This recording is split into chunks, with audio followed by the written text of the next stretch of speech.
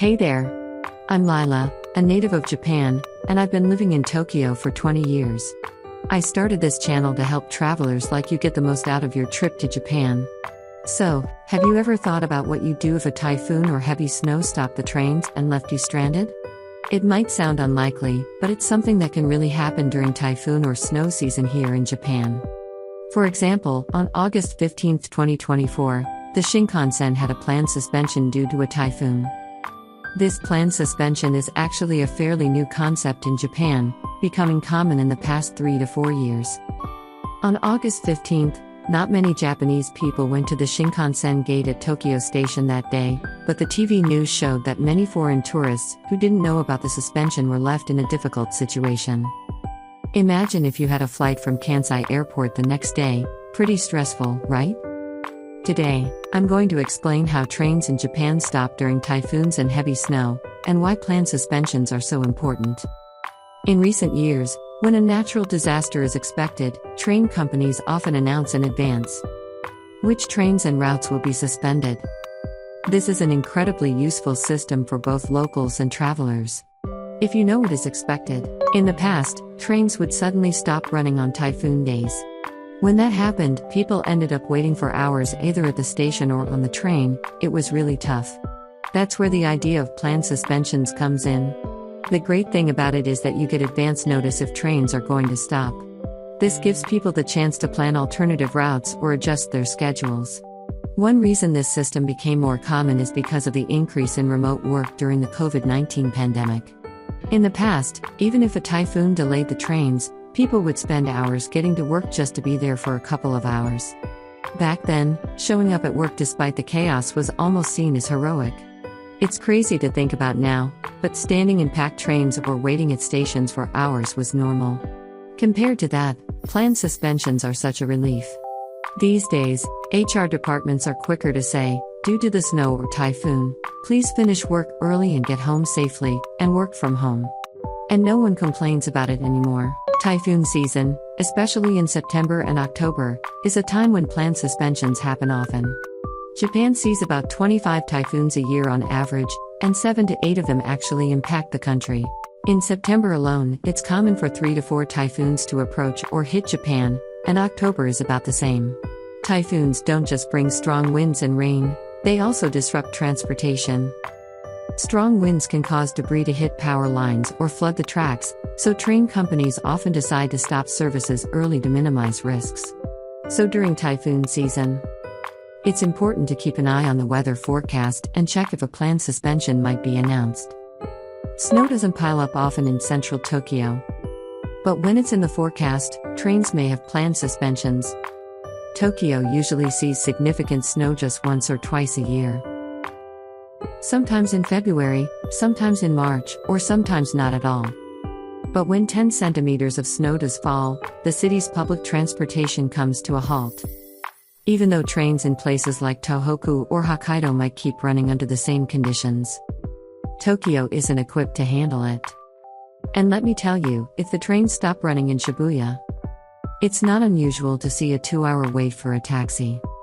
Snowy days might be fun for kids, but for everyone else, it's a bit of a nightmare. So, let's talk about something called linear rainbands. You may have heard of it, but basically, it's when a series of strong rain clouds form in a line and stay over one area, causing heavy downpours. These rainbands are especially common during the rainy season and when a typhoon hits. The danger is that they can quickly cause rivers to overflow and lead to serious flooding in a short amount of time. That's why when the Japan Meteorological Agency issues a warning about a linear rainband, you need to be ready to evacuate quickly. It's not as widespread as a typhoon, but still, it's definitely smarter to stay indoors when those warnings are issued. Actually, I got caught in a linear rainband recently while traveling in southern Japan. I was really looking forward to some fun activities, like a boat ride on the river and a tour behind a waterfall, but because of the rainband, none of that happened. The only thing left to do was drive around, but honestly, even that wasn't fun in the pouring rain. But, if there's one silver lining, it was that the waterfalls were absolutely amazing. And more dynamic than ever after the rainband passed through. In Japan, during the summer, we often experience sudden downpours that are hard to predict, known as guerrilla rainstorms. These storms can dump a huge amount of rain in a short period of time.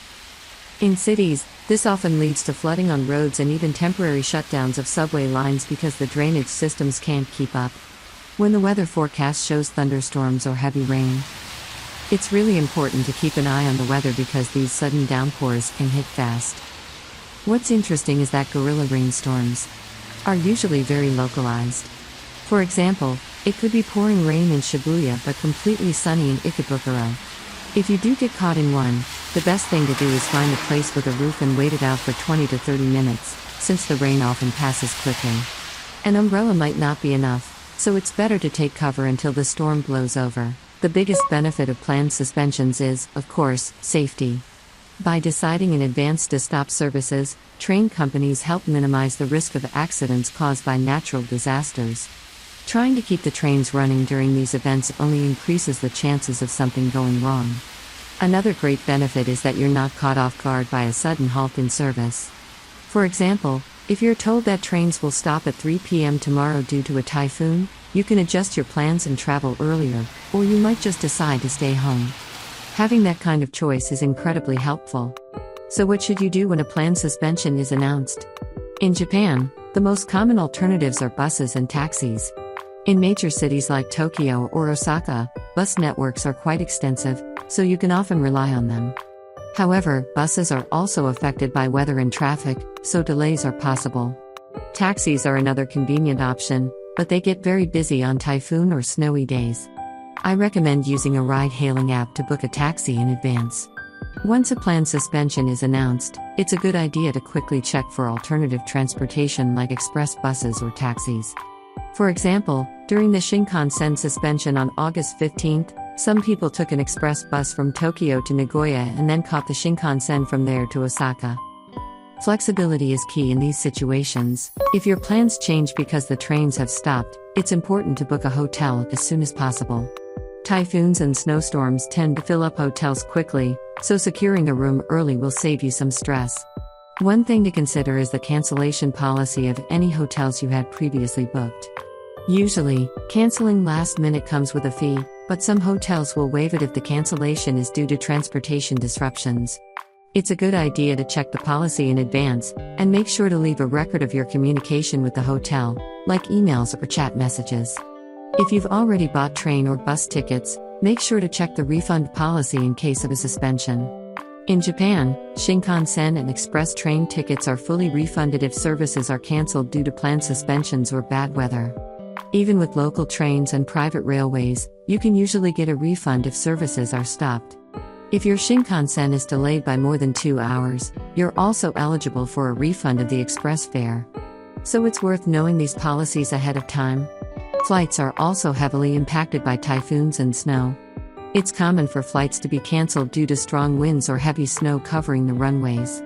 Airlines often decide to cancel flights in advance, so if that happens, make sure to arrange your refund or get a rescheduled flight as soon as possible.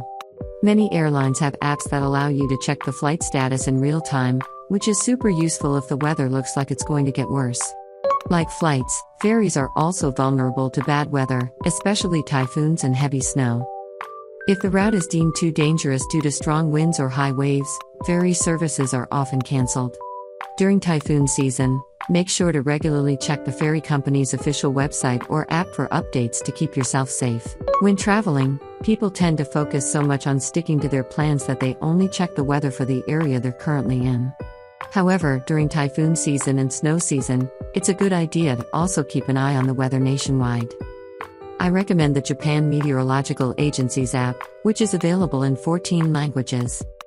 I'll include a link in the description below. Make sure to check out their disaster mitigation section. You can check the path of typhoons and snow clouds with this app. It also provides information on earthquakes and volcanic eruptions. If you're concerned about Guerrilla Rainstorm, search for Amidas. It shows real-time rain cloud movements, so you can quickly see when it might start or stop raining. The predictions are pretty accurate, and I often use it to avoid getting wet on my way to the station. Thanks so much for watching till the end. If you have any questions about Japan, feel free to drop a comment below. See you next time.